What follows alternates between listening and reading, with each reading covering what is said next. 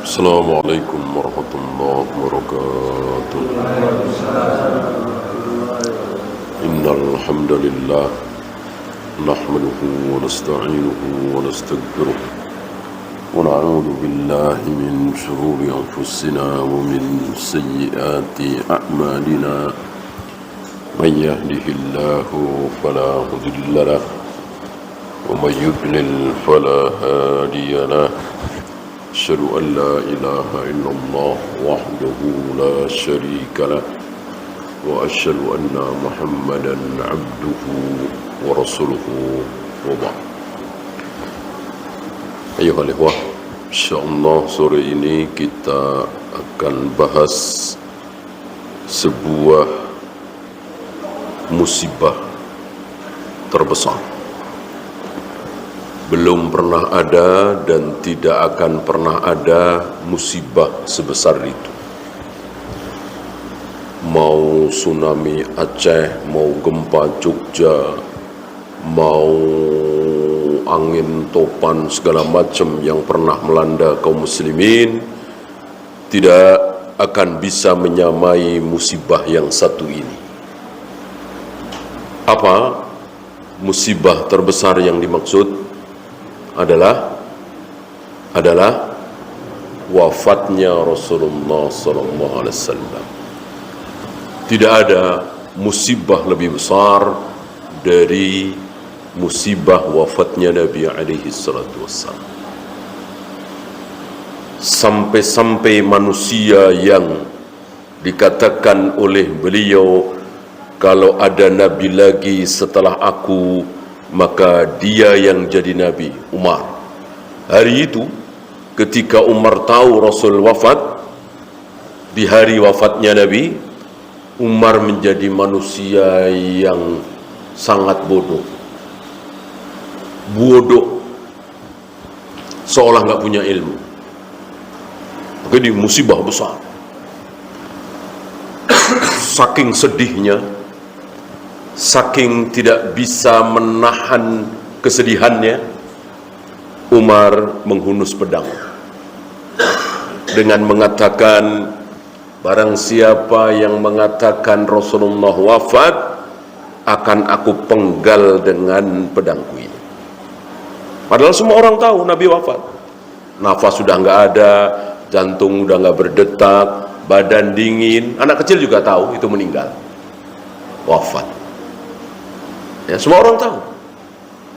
Sebodoh-bodoh manusia kan tahu, bisa membedakan mana mayat dengan mana orang yang masih hidup. Pingsan misalnya, tidur misalnya, ya kan? Nah, itu Umar seperti itu, sambil teriak-teriak di masjid. Kata Umar, Rasul tidak wafat. Rasul seperti Nabi Musa, menghadap Allah selama 40 hari. Habis itu nanti akan kembali lagi. Nabi Musa kan begitu, menghadap Allah, berdialog dengan Allah, mendengar suara Allah langsung di Bukit Tursina. Setelah itu kembali ke kaumnya. Nah, Nabi Muhammad SAW nanti seperti itu, kata Umar, dengan tanpa ilmu. Orang udah wafat. Orang-orang yang ada di situ bengong. Sebagian berharap mudah-mudahan Umar benar, mudah-mudahan Umar benar. Karena wafatnya Nabi luar biasa. Tidak ada manusia yang lebih dicintai oleh siapapun kaum muslimin Madinah hari itu, kaum muslimin di dunia, melebihi Nabi SAW. Bahkan ayahnya, ibunya, istrinya, suaminya, anaknya kalah dengan kecintaan mereka kepada manusia termulia di muka bumi, Rasulullah Muhammad SAW. Ya. Di samping memang Nabi mewajibkan, Nabi mengucapkan wahyu dari Allah bahwa aku harus lebih kalian cintai daripada istri kalian, suami kalian, ayah kalian, ibu kalian, anak kalian, dan seterusnya. Ucapan Nabi ini saat Umar jujur.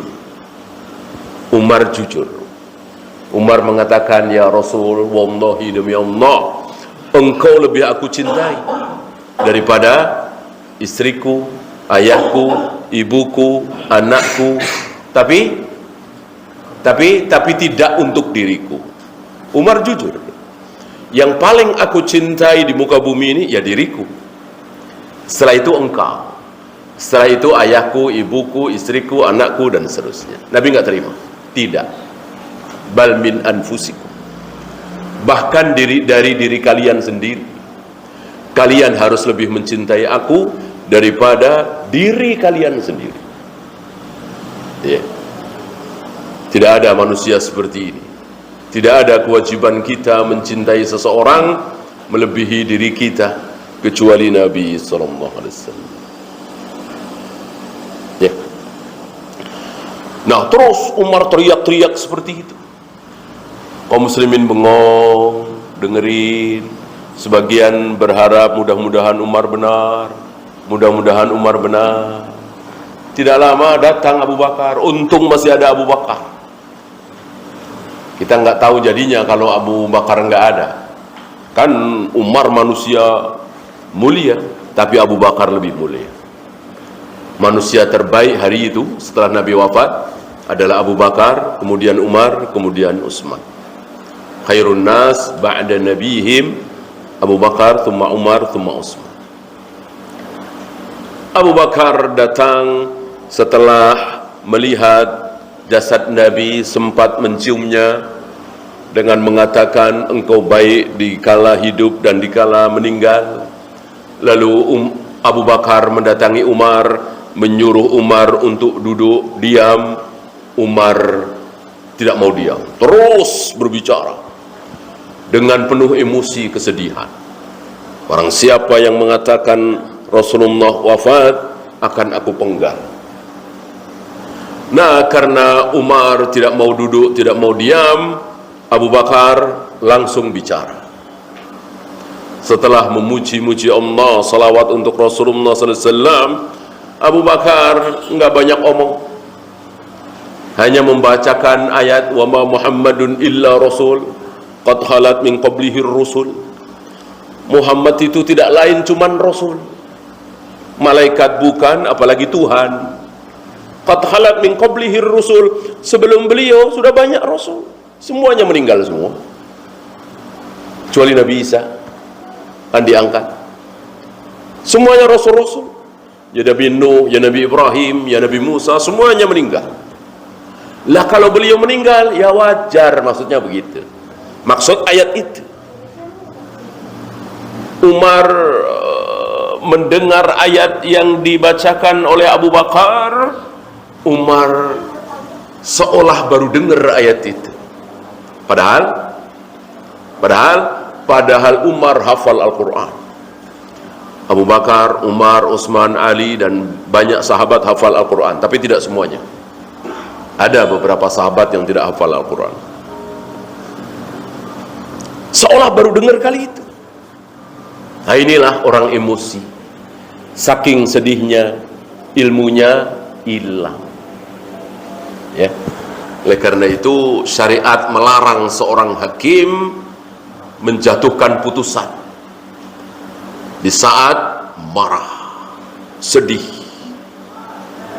khawatir hilang ilmunya. Contoh besar Umar. Demi mendengar ayat itu dibaca oleh Abu Bakar, dengkul Umar tidak sanggup menahan badannya. Lunglai lemes jatuh. Akhirnya Umar mengakui, menerima bahwa Rasulullah alaihi salatu wassalam, manusia termulia, manusia terbaik, telah wafat. Dan hari itu gelap segelap-gelapnya. Ini ucapan Anas bin Malik, ya. Ucapan Anas bin Malik. Anas bin Malik mengatakan, ketika Rasulullah pertama kali hijrah ke Madinah, terang benderang. Terang benderang. Di Madinah itu terang benderang, penuh cahaya. Ini bahasa Anas bin Malik. Ketika Nabi wafat, gelap segelap-gelapnya. Sangat gelap gulita. Ya. Ini ucapan Anas bin Malik. Karena apa? Karena nggak ada musibah melebihi musibah wafatnya Nabi SAW. Bayangkan, ketika Nabi masih hidup, ada masalah, ada muskilah, ada perselisihan, tinggal nunggu wahyu turun. Tinggal nunggu wahyu turun. Yang jawab wahyu, mana mungkin jawaban salah. Berperkara si Anu dengan si Anu, atau si fulan bohong, tinggal tunggu turunnya wahyu. Pertanyaan-pertanyaan dari para sahabat, ya Rasul, sebetulnya apa hukum khamr dan judi itu? Tadinya ketawa-ketawa, enak-enak, ngobrol, bercanda. Begitu minum khamr atau begitu judi, langsung pelotot-pelototan, langsung marah-marahan. Tidak jarang berkelahi. Sebetulnya hukum khamr itu apa? Dijawab oleh Allah. Yas'alunaka 'anil khamri wal maisir, dan seterusnya. Ya Rasul, hilal itu apa? Dijawab oleh wahyu. Yas'alunaka 'anil ahillah. Itu Abu Jahal, Abu Lahab memulia-muliakan bulan haram. Sebetulnya gimana hukum bulan haram? Dijawab, yas'alunaka an syahril haram, dan seterusnya. Itu Nabi masih hidup. Ketika Nabi sudah wafat, nggak ada lagi. Mana ada jawaban dari langit? Suruh mikir sendiri-sendiri. Apa nggak besar musibah? Antum bisa bayangkan, seandainya ketika Aisyah terfitnah saat malam gelap gulita berduaan dengan Sofwan bin Al-Mu'attal jauh di belakang pasukan, Rasul dan para sahabat sudah di depan. Ini kisahnya agak panjang ya. Intinya bahwa Aisyah berduaan dengan Sofwan bin Al-Mu'attal. Sofwan yang menuntun unta, Aisyah yang menaiki unta di malam yang gelap gulita. Rasul dan para sahabat, pasukan sudah di depan. Akhirnya menyusul.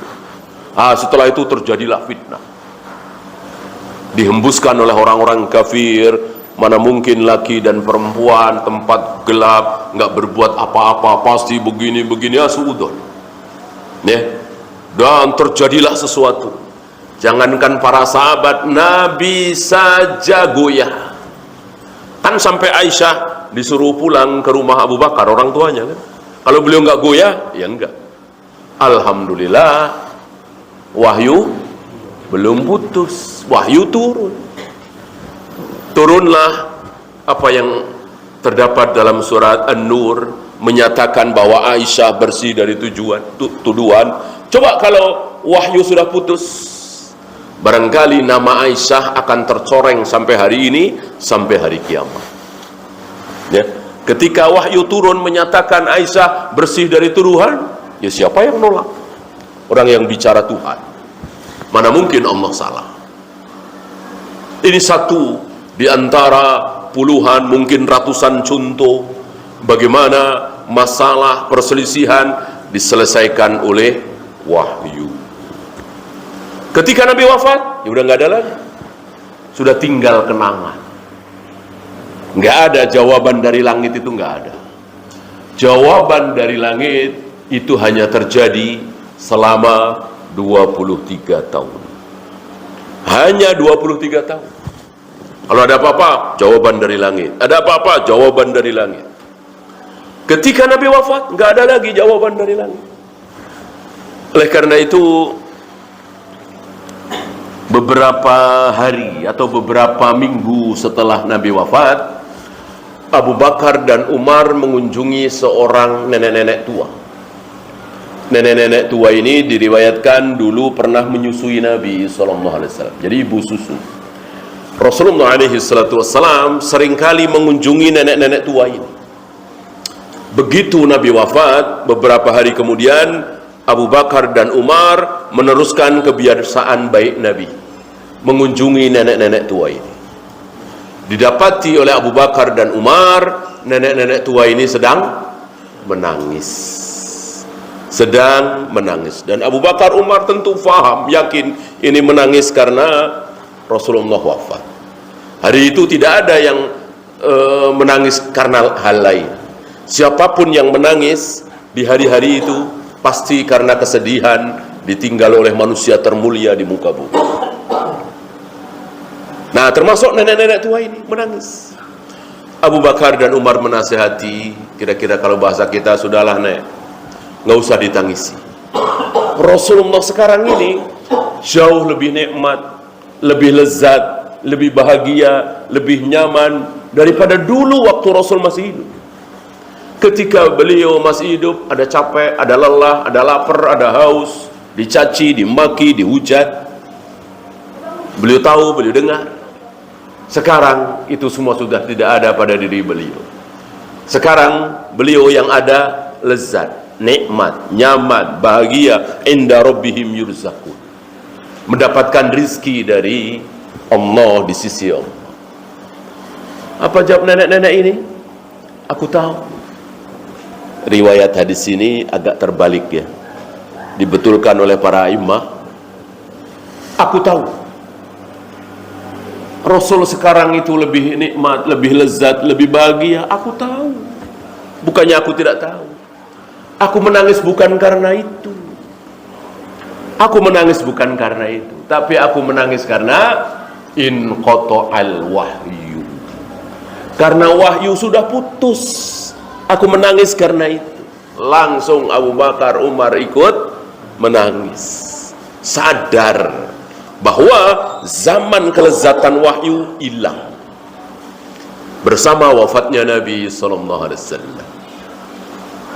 Maka yang haram akan terus haram sampai hari kiamat, yang wajib akan terus wajib sampai hari kiamat, yang sunat akan terus sunat sampai hari kiamat, yang bid'ah sampai kapanpun nggak mungkin berubah. Kalau Nabi masih hidup kan ada perubahan. Awal-awal dakwah Islam ziarah kubur haram, habis itu boleh.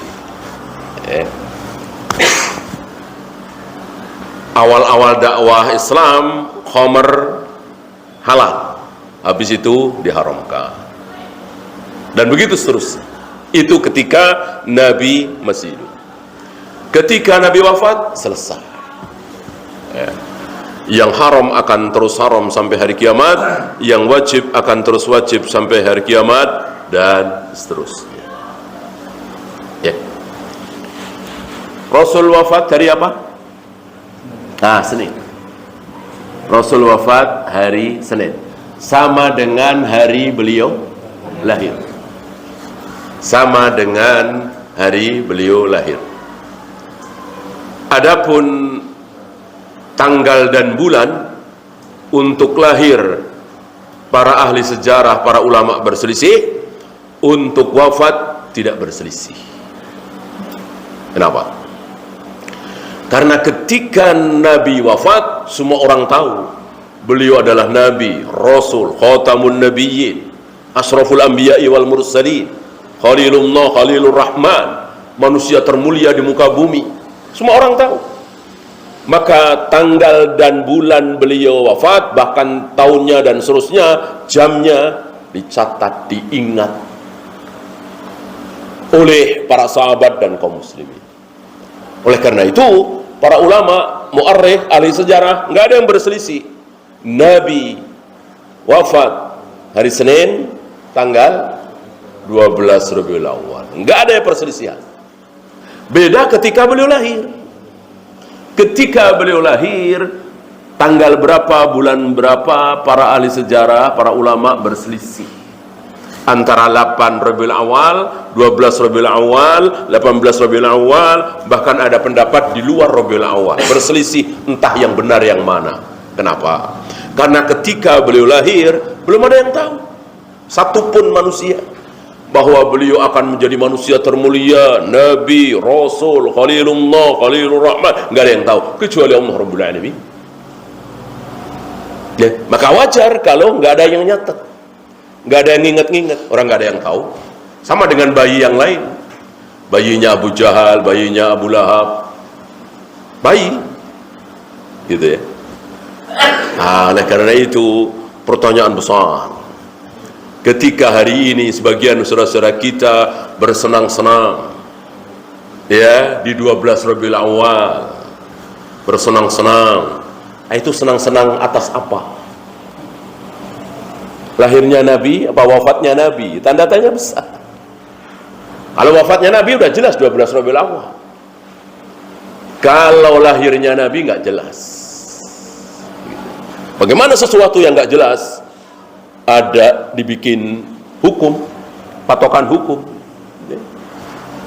Kalau Idul Fitri jelas 1 Syawal, Idul Adha jelas 10 Dzulhijjah, merayakannya enak udah jelas. Ya. Kalau hari lahirnya Nabi gimana? Orang nggak jelas. Antara tanggal 8, tanggal 12, tanggal 18. Bagaimana? Ya. Nah, kita mundur 4 hari atau 5 hari, yaitu hari Kamis. Kamis, Jumat, Sabtu, Ahad, Senin. Ya kira-kira 5 hari lah. Apa yang terjadi di hari Kamis 4 atau 5 hari sebelum beliau wafat? Ada ucapan yang sering beliau ucapkan lagi terakhir kalinya di hari Kamis itu. Apa? La'anallahu al-yahuda wan nasara ittaqadu qubur anbiya'ihim masajid. Allah mengutuk, melaknat Yahudi dan Nasrani. Kenapa? Karena mereka menjadikan kubur-kubur para nabi menjadi masjid.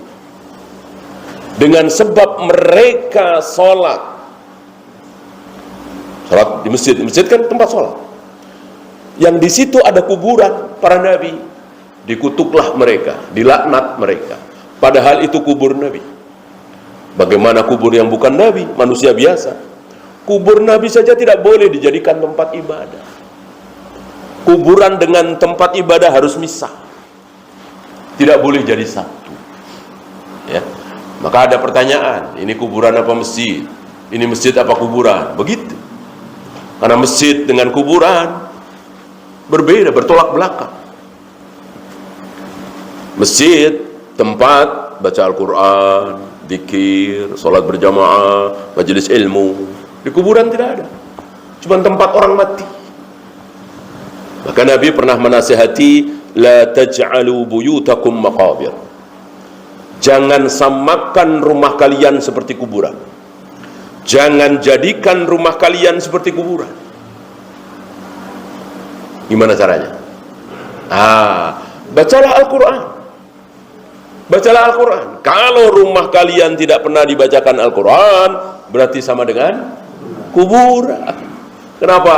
Karena di kuburan gak ada baca Al-Quran. Kuburan gak ada baca Al-Quran. Ini aneh. Di rumah gak pernah baca Al-Quran, begitu ke kuburan bawa mushaf Al-Quran. Aneh. Justru di kuburan gak ada baca Al-Quran. Baca Al-Quran adanya di rumah, di masjid. Kuburan tempat orang mati. Kita ke kuburan untuk apa? Berziarah kubur, itu dzakirul maut, agar kalian ingat mati. Adapun mendoakan dan seterusnya dari rumah masing-masing bisa. Apakah mendoakan ayah ibu kita yang sudah meninggal harus ke kuburan dulu? Apa iya Allah ngeribetin masalah teknis seperti itu? Setiap hari. Apalagi saat kita sujud, saat kita buka puasa, saat kita berada di sepertiga malam yang akhir, saat kita safar, saat hujan lebat. Ini saat dimana doa-doa sangat didengar oleh Allah. Kita doakan kedua orang tua kita. Semoga diampuni dosa-dosanya, diterima amalnya, dimasukkan ke dalam surga, diselamatkan dari azab kubur dan azab neraka. Tidak harus ke kuburan dulu. Ya. Nah, di hari Kamis itu juga terjadi kisah yang menimbulkan salah paham. Apa? Hari Kamis keadaan Rasulullah seperti apa? Antum tahu? Hari Kamis itu 4 atau 5 hari sebelum beliau wafat, keadaan Rasulullah seperti apa? Demam luar biasa. Kan beliau sakit 13 atau 14 hari. Merasa ringan itu di hari ke-13. Bisa ikut sholat berjamaah, tapi dipapah oleh 2 orang dan sholatnya sambil duduk. Dan pas masuk itu sudah mulai sholat, diimami oleh Abu Bakar. Kaum muslimin, para sahabat hampir-hampir mau membatalkan sholatnya.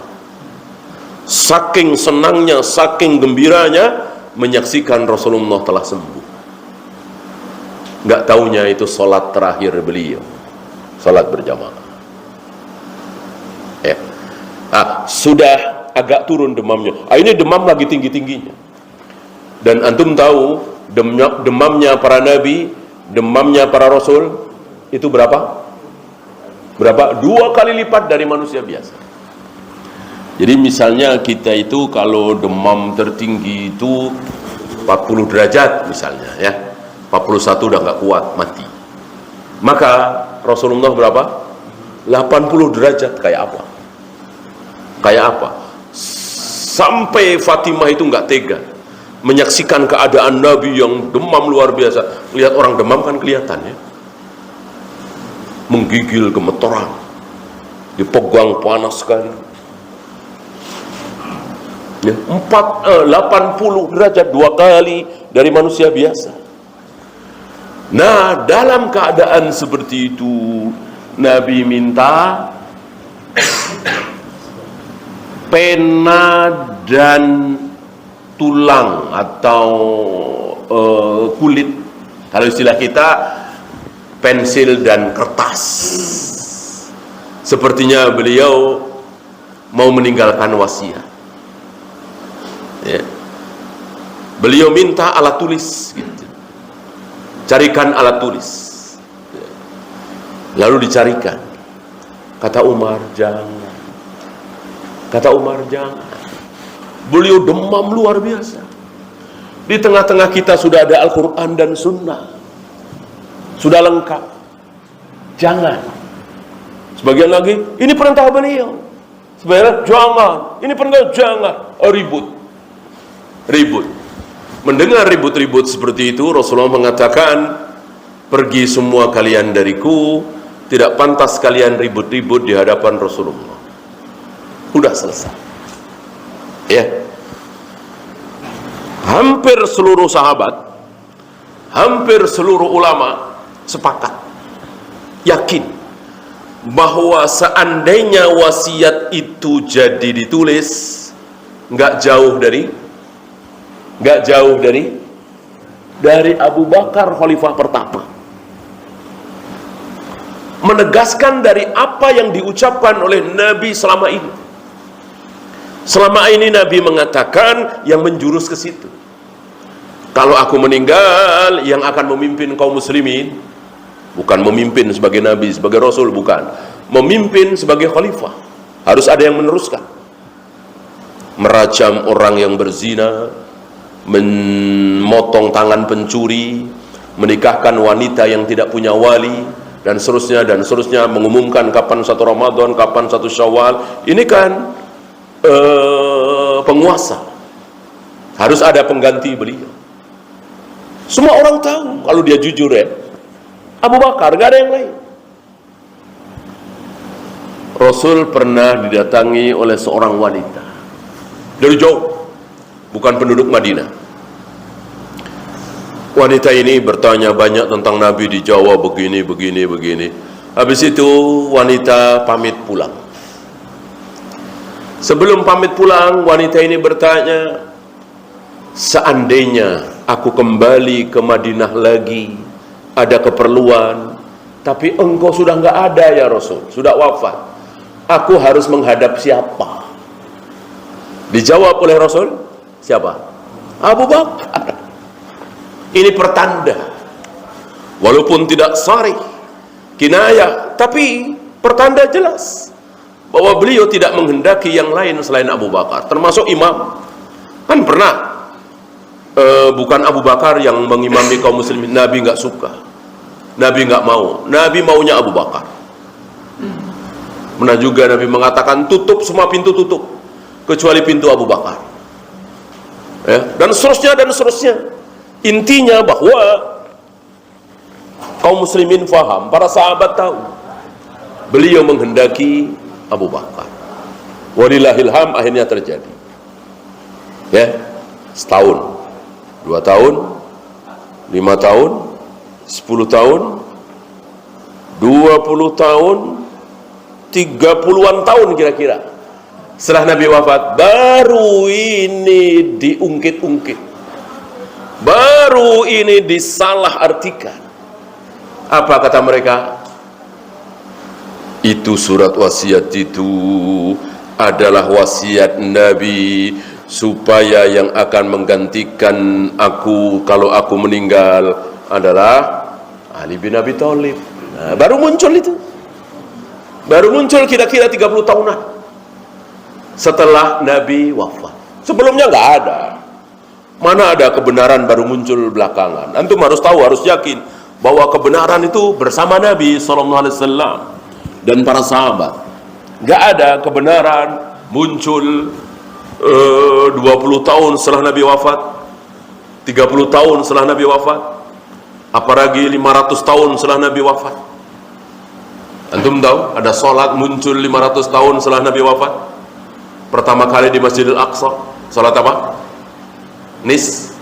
Nisfu Sya'ban.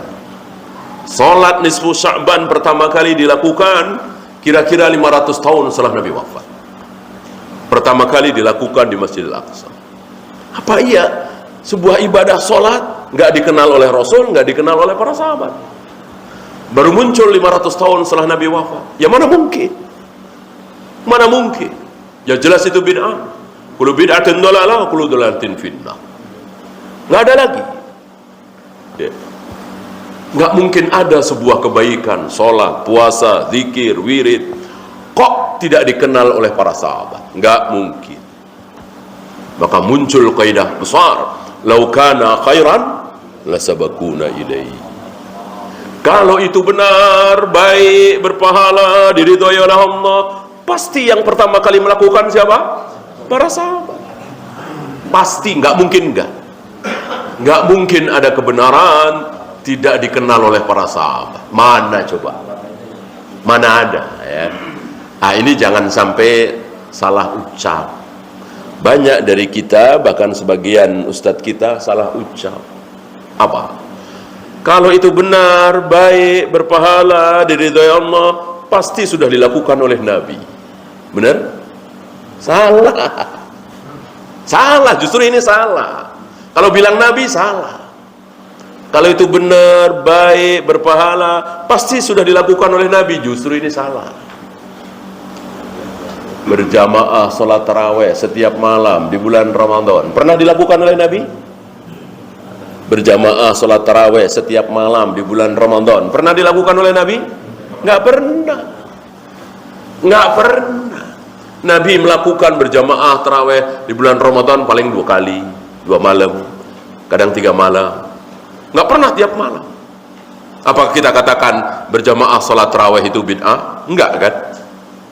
Nggak ada satupun ulama yang membid'ahkan berjamaah salat taraweh setiap malam di bulan Ramadan. Nggak ada. Padahal Nabi nggak pernah melakukan. Jawabnya apa? Karena dilakukan oleh para sahabat. Dilakukan oleh para sahabat. Membukukan Al-Quran dalam satu mushaf pernah dilakukan oleh Nabi? Nggak pernah. Apa kita katakan itu salah? Karena nggak pernah dilakukan oleh Nabi alaihi salatu wassalam? Ya, nggak ada satupun ulama yang membid'ahkan mengumpulkan Al-Quran dalam satu mushaf. Kenapa? Disepakati oleh para sahabat. Ya. Jadi jangan salah ucap. Kalau bilang pasti sudah dilakukan oleh Nabi, ya keliru. Karena ada kebaikan ibadah yang Nabi belum pernah melakukan, walaupun sedikit, sedikit sekali, tapi kan ada. Kalau kita ngomong seperti itu, wah nanti dibalik. Dan sudah banyak yang membalik seperti itu. Lalu dibikinlah contoh-contoh yang mengada-ada. Jadi nggak apa-apa kita beda dengan Nabi. Mereka punya jalan untuk menyerang kita. Oleh karena itu sahabat, ya. Mana ada sahabat merayakan Maulid? Mana ada para sahabat tahlilan 3 hari, 7 hari, 40 hari, 100 hari? Mana ada sahabat yang kenal salawat nariyah, salawat al-fatih, salawat tibul qulub, salawat badan? Nggak ada. Maka laukana khairan la sabaquna ilaihi. Bukan laukana khairan la sabaqona nabi. Enggak ada seperti itu. Ya. Bahkan ada perbuatan ibadah Nabi tapi kita tidak boleh mencontoh. Ada enggak? Ada enggak? Ada perbuatan Nabi ini ibadah, kita niru enggak boleh. Awal. Puasa wisol. Bolehkah kita puasa wisol? Enggak boleh, haram. Nabi sering sekali puasa wisol. Ya, sudah maghrib, nggak makan apa-apa, nggak minum apa-apa, nyambung sampai besok, luar biasa. Selain Nabi tidak boleh, haram. Ya, adapun sahabat nggak ada. Perbuatan sahabat yang tidak boleh kita contoh, tidak boleh kita tiru, nggak ada. Kalau Nabi ada. Ada kekhususan Nabi, perkecualian Nabi. Beliau menikahi wanita lebih dari 4, boleh. Beliau dan keluarga beliau tidak boleh memakan harta zakat. Kita semua boleh. Ada kekhususan, gitu ya. Nah, ini jangan sampai antum terkecoh. Jika ada orang yang membawakan hadis sahih tadi ya, peristiwa hari Kamis itu sahih, ada di Bukhari, Muslim dan lain-lain. Jangan sampai nanti kita terkena syubhat. Oh benar nih, ini wasiat ini sengaja Umar, kan yang keraskan Umar. Jangan, yang bilang jangan itu Umar. Jangan, kita sudah punya Al-Quran Sunnah. Mayoritas sahabat sudah hafal Al-Quran, sabda-sabda Nabi banyak dihafal, banyak ditulis. Karena Umar melihat demam Nabi yang luar biasa. Ya, kan beliau manusia ya? Beliau manusia, bukan malaikat. Ya artinya ketika sakit akan demam tinggi, akan apa ya? Kita semua ngalamin kan? Ngomongnya agak-agak ngaco gitu kan kita kalau demam tinggi ya kan? Suka apa istilahnya halusinasi. Kalau demam tinggi kan wajar. Ya, sekarang hari Senin ya. Di hari Senin tersebut datanglah malaikat maut. Tapi antum jangan percaya dengan kisah murahan. Apa? Rasul, Ali bin Abi Thalib, Fatimah, Hasan, Husain sedang berkumpul. Ada yang ngetok pintu. Nabi memerintahkan Fatimah, coba dilihat Fatimah siapa yang ngetok pintu. Setelah diketok, Fatimah mengatakan, aku nggak kenal ya Rasul. Ini kisah murahan ya. Artinya nggak ada di Bukhari, nggak ada di Muslim, Abu Daud, Nasai, Tirmidzi, tapi tersebar di masyarakat. Dan tidak syak lagi yang bikin kisah ini siapa, tidak syak lagi, tidak tersembunyi lagi. Yang jelas bukan Ahlus Sunnah. Wajahnya menyeramkan ya Rasul. Aku belum pernah melihat orang seperti itu sebelumnya. Kata Nabi, dia adalah sang pemutus kelezatan. Mulailah menangis. Intinya bahwa Rasulullah wafat dikelilingi, menurut kisah murahan ini, dikelilingi oleh Ali, Hasan, Husain, Fatimah. Padahal yang benar di Bukhari, Muslim, Abu Daud, Nasai, Tirmidzi dan lain-lain, Rasulullah wafat berada di pelukan Aisyah, antara leher dan dadaku. Wajah atau kepala Nabi itu antara leher dan dadaku. Setelah Allah mencampurkan ludahku dengan ludah Nabi. Ini ucapan Aisyah. Ya, ada Abdurrahman di situ, abangnya Aisyah. Nah, ini yang akan akan kita bahas. Ya. Ketika beliau sudah sangat payah berada di pangkuan Aisyah dan cuman berdua, datang Abdurrahman, abangnya Aisyah. Tentu yang lain nggak berani masuk. Ali bin Abi Thalib dan lain-lain nggak berani, kan bukan mahramnya Aisyah. Kalau Abdurrahman kan mahramnya, abangnya, sama-sama anak Abu Bakar kan. Abdurrahman membawa siwak. Ya. Mata Nabi tertuju ke siwak itu, gitu. Tapi udah berat untuk bicara. Ya. Aisyah faham bahwa Rasulullah ingin bersiwak. Aisyah hafal betul kebiasaan Nabi, tidak pernah membiarkan ada kotoran di giginya, di mulutnya. Rajin bersiwak. Maka siwak yang ada di tangan Abdurrahman itu diambil oleh Aisyah. Kemudian agar tidak terlalu keras, digigit-gigit oleh Aisyah. Digigit-gigit. Setelah digigit agak lunak gitu ya, langsung digosokkan ke gigi dan ke mulut Nabi.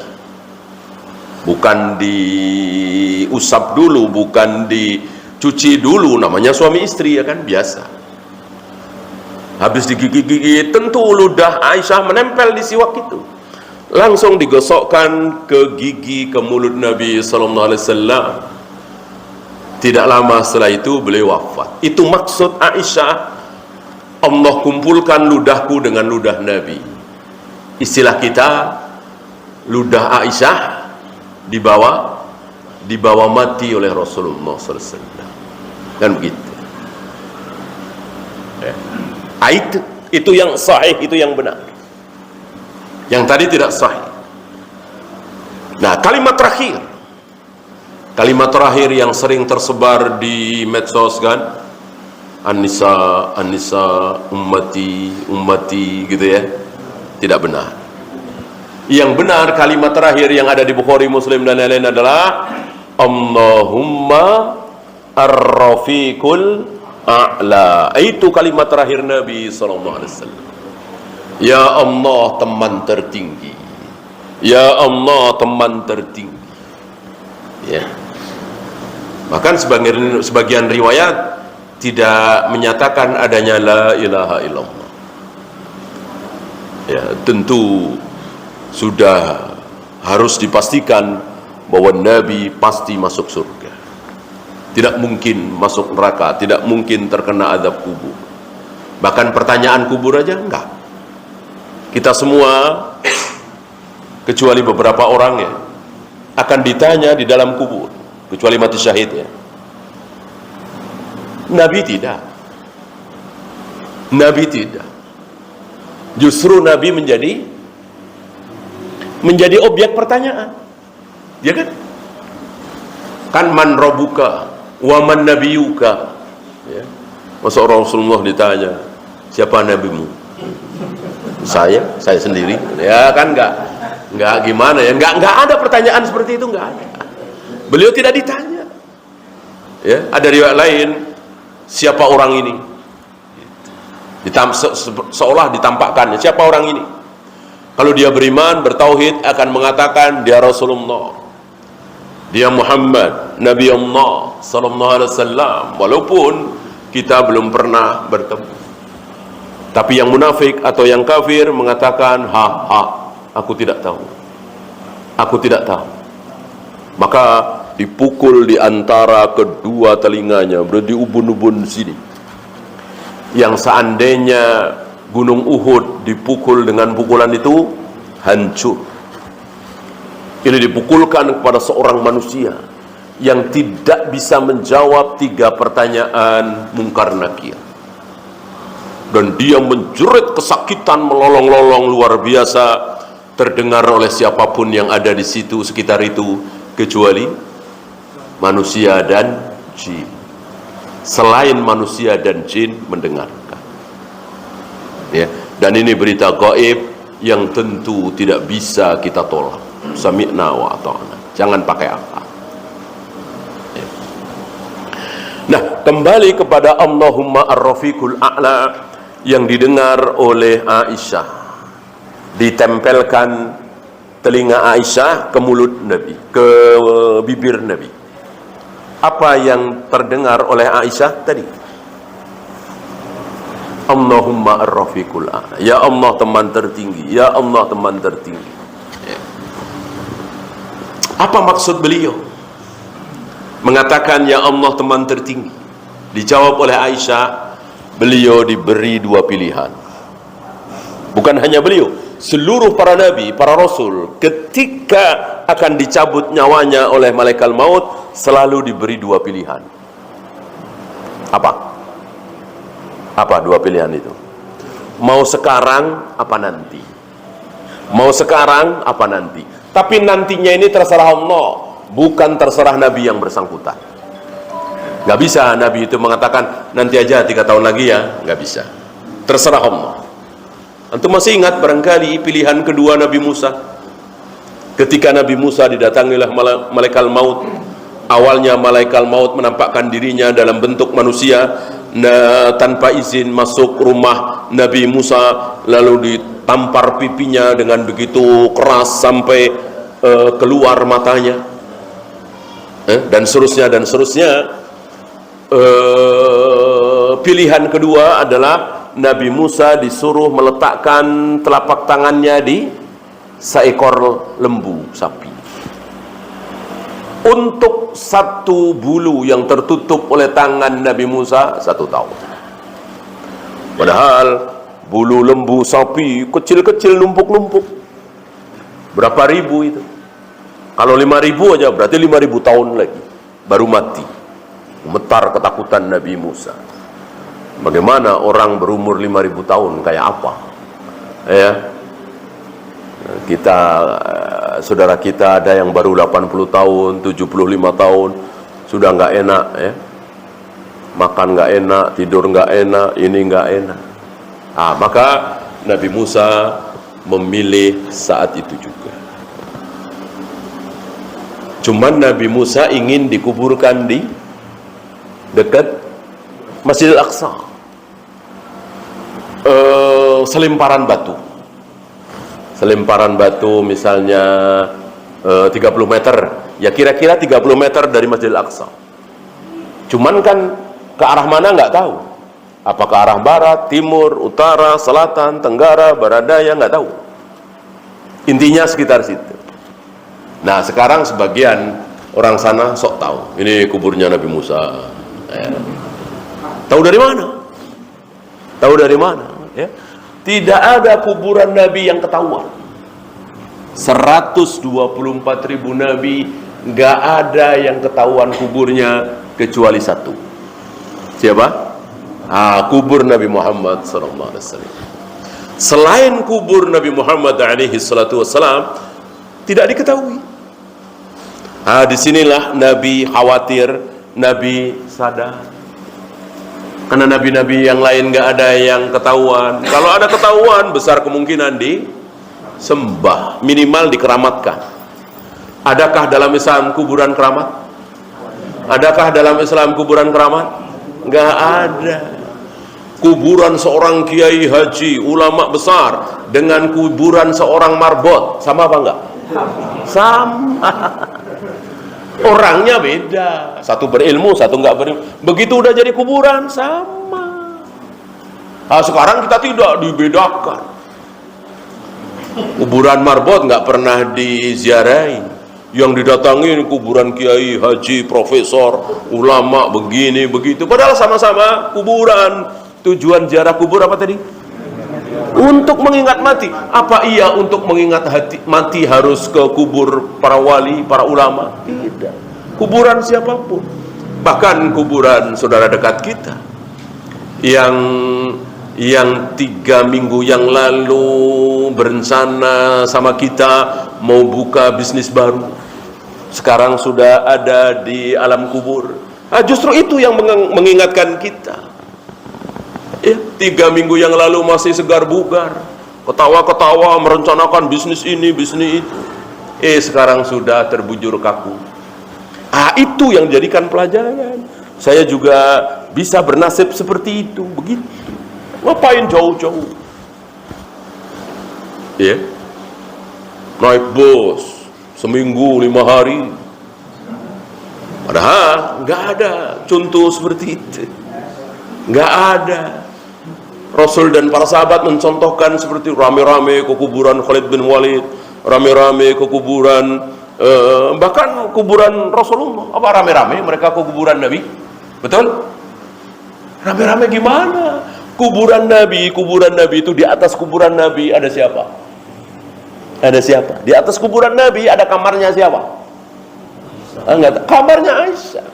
Karena seluruh para nabi, para rasul harus dikubur di tempat di mana dia meninggal. Oleh karena itu tadi ketika Nabi Musa ingin dikubur dekat Masjidil Aqsa, selemparan batu dilempar dulu, bukan dicabut nyawanya dulu, dilempar dulu. Sampai di dekat Masjidil Aqsa masih hidup, baru cabut nyawanya, baru dikubur di situ.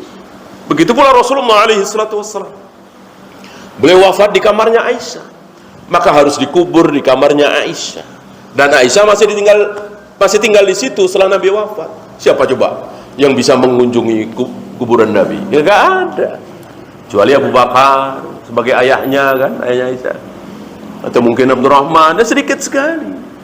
Kalau mengunjungi kubur orang saleh, orang baik itu ada manfaatnya, mendatangkan berkah, berarti Rasul menutup berkah, berarti Allah dan Rasulnya menutup berkah. Karena kaum muslimin tidak bisa seenaknya sesering mungkin datang ke kubur Nabi. Orang itu kamarnya Aisyah. Apa iya Allah kejam menutupi keberkahan, menutupi kebaikan? Justru dari situ nggak ada keberkahan, nggak ada kebaikan. Secara khusus kubur manapun bisa kan. Tadi yang penting kita sadar kita mau mati. Jadi ingat kita mau mati. Mau nyuap, mau bunuh orang, mau zina dan seterusnya, kita batalkan. Karena ingat mati. Itu tujuan utama ziarah kubur, bukan nyari berkah. Berkah ada di masjid, ada dengan baca Al-Quran, ada di telapak kaki ibu kita. Kita mandikan ibu kita yang sudah jompo, kita suapin, kita cebokin, itu keberkahan besar di situ, bukan di kuburan. Kalau kuburan itu ada berkahnya, tentu kuburan Rasulullah alaihi salatu wassalam yang penuh dengan berkah nggak bisa didatangi.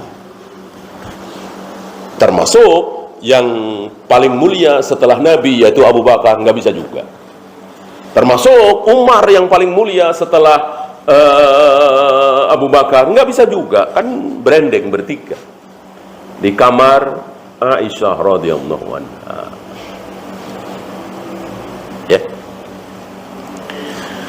Ya, kalau antum ada pertanyaan boleh. Kita lanjut sedikit, masih di hari Senin ya. Kalau ada waktu kita sampai ke 3 hari kita ya. Jadi ada syubhat luar biasa, ini syubhat, semuanya syubhat dalam hal ini dari Rafidhah ya. Apa diantaranya?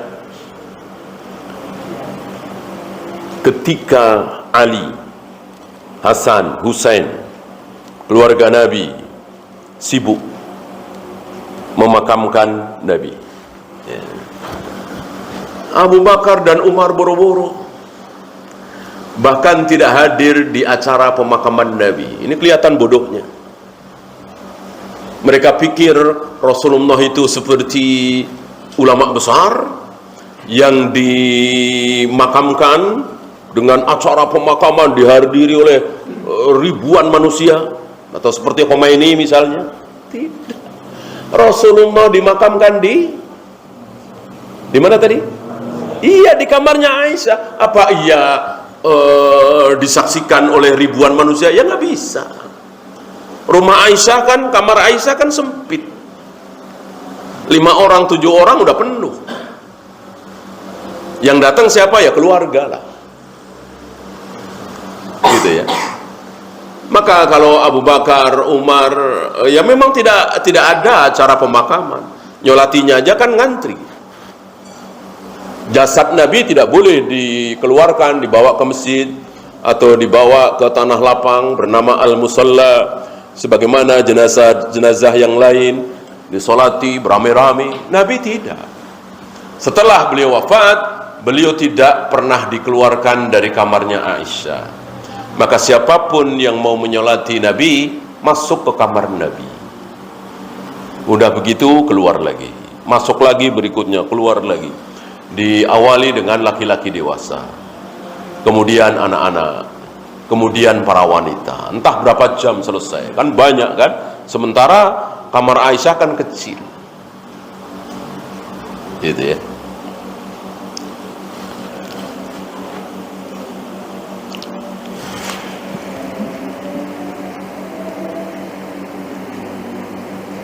Nah,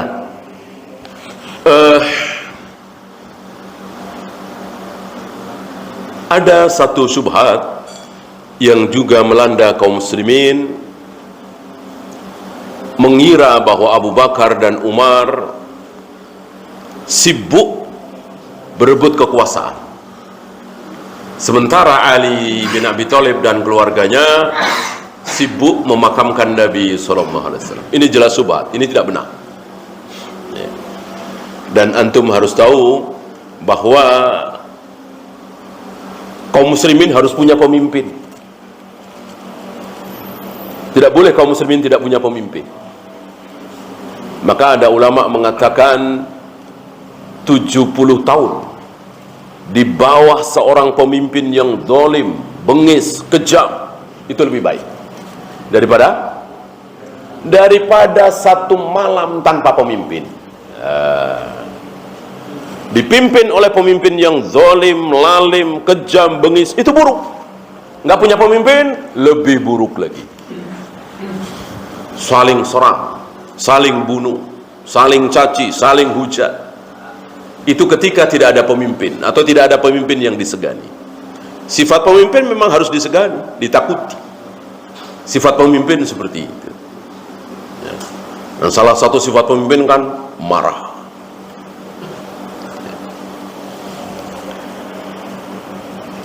Apa yang dilakukan oleh Abu Bakar dan Umar di Sakifah Bani Sa'idah, menentukan siapa yang akan menjadi khalifah. Dan itu prosesnya cepat sekali. Dan dihadiri belasan orang. Saya kira nggak sampai 20 orang. Ada beberapa orang Ansar yang muhajirin, Abu Bakar, kemudian Umar. Awalnya agak sedikit memanas ya. Orang Ansar mengatakan dari muhajirin satu khalifah, dari Ansar satu khalifah. Jelas ini keliru. Mana mungkin pemimpin dua ya. Dalam Islam jangankan dua, wakil aja nggak ada. Antum pernah dengar ketika Abu Bakar jadi khalifah, wakilnya siapa? Nggak ada. Ketika Abu Bakar wafat, Umar bin Khattab jadi khalifah, wakilnya siapa? Nggak ada. Wakilnya Utsman, wakilnya Ali ada? Nggak ada. Wakil itu ditunjuk oleh khalifah ketika khalifah itu berhalangan. Jadi ketika nggak berhalangan, ya nggak perlu wakil. Nah, di kita luar biasa ya. Bahkan ada porsi tersendiri untuk wakil. Ya jangankan pemimpin, presiden ya, wakil presiden. Orang ketua DKM aja ada wakilnya sekarang. Nah, ya kan? Ketua DKM siapa? Wakilnya siapa? Ya, hampir semua organisasi ada aja wakilnya. Abu Bakar, Umar, Utsman, Ali, Muawiyah, Yazid, sampai Umar bin Abdul Aziz, sampai Harun Ar-Rasyid, Khalifah Al-Ma'mun, nggak ada. Nggak ada wakil. Karena pemimpin itu satu. Yang menentukan kebijakan itu satu. Wah, buru-buru Abu Bakar mengangkat tangan Umar. Begitu ya. Kalau sedang musyawarah, diskusi agak alot, itu jangan dibikin bertele-tele. Jangan dikasih waktu. Beda dengan demokrasi kan semua ayo ngomong semua. berpendapat semua bebas, itu demokrasi. Dalam Islam tidak. Daripada pecah, cekcok, perang saudara, udah bungkam. Yang bikin cekcok itu kan demokrasi. Karena bebas, semuanya boleh ngomong. Yang rajin sholat, yang nggak pernah sholat, bebas ngomong. Yang pelacur, yang germo, yang narkoba, pengedar narkoba, berhak memilih, berhak dipilih. Bahkan yang kafir, tidak membedakan si muslim dengan si kafir. Itulah demokrasi. Islam tidak. Maka ketika ada beberapa orang Ansor yang nggak faham, mengatakan Muhajirin satu khalifah, Ansor satu khalifah, ini kan bahaya. Langsung tangan Umar diangkat oleh Abu Bakar dengan mengatakan, ini khalifah kita satu-satunya. Ini khalifah kita satu-satunya. Yang ngomong Abu Bakar, semua orang tahu siapa Abu Bakar. Semua orang tahu siapa Abu Bakar. Sampai Nabi mengatakan, sayang, aku sudah terikat khalil dengan Allah. Kalau belum, aku ambil Abu Bakar sebagai khalil. Luar biasa. Luar biasa. Pujian Nabi kepada Abu Bakar. Bahkan ketika Nabi menjelaskan tentang pintu-pintu surga, ya, ada dimasuki oleh ahli puasa sunat, ya, pintu Rayyan, ahli zikir, ahli baca, ada banyak pintu. Abu Bakar bertanya, adakah manusia yang dipersilahkan masuk dari semua pintu? Kata Nabi, aku harap engkau salah satu orang. Kayak apa ini? Pujian Nabi SAW. Nah, oleh karena itu, ketika Abu Bakar mengatakan sambil mengangkat tangan Umar, ini yang akan menjadi khalifah kita. Ya, semuanya terbelalak. Tapi Umar langsung menarik tangannya dan berbalik mengangkat tangan Abu Bakar. Tidak mungkin aku menjadi khalifah ketika engkau masih hidup. Engkau begini, disebutkan keutamaan Abu Bakar. Selesai. Ketika Umar membaiat Abu Bakar untuk pertama kali, diikuti oleh orang-orang Ansor. Belasan orang. Ibnu Mas'ud, Abu Hurairah, Aisyah, Ibnu Abbas, nggak tahu menang. Setelah itu baru diumumkan di Mesir. Diikuti baiat kedua menyusul. Nggak ada yang protes. Utsman, Ali, Zubair, Tolha, nggak ada yang tahu. Luar biasa cepatnya pergantian seorang khalifah. Cepat sekali. Kita, belum ngurusin KPU-nya, belum surat suara, belum KPPS, bahkan bisa setahun prosesnya hanya untuk pergantian presiden. Ya. Entah berapa triliun itu habis. Ya. Udah sekian triliun habis pemilihan, yang jadi dia juga, ya kan? Nah, kenapa enggak sweet aja dari kemarin-kemarin, ya? Islam luar biasa, mudah, sederhana. Antum kira Islam hari itu negara kecil, ya? Mesir, Yordan, Syria, Lebanon, Syam yang terdiri dari Palestina, Lebanon, Syria, itu semua dulu cuman provinsi. Sekarang kan negara, ya. Itu semua provinsi di bawah kekuasaan Madinah. Abu Bakar, kemudian Umar, negara besar. Memilih pemimpinnya mudah sekali, sederhana sekali, murah sekali. Apalagi Umar jadi khalifah. Antum tahu insyaallah, ya. Umar jadi khalifah hanya karena mulut Abu Bakar. Abu Bakar mengatakan, jika aku mati nanti, yang akan menggantikan aku sebagai khalifah adalah Umar. Selesai. Begitu beliau wafat, otomatis Umar menjadi khalifah.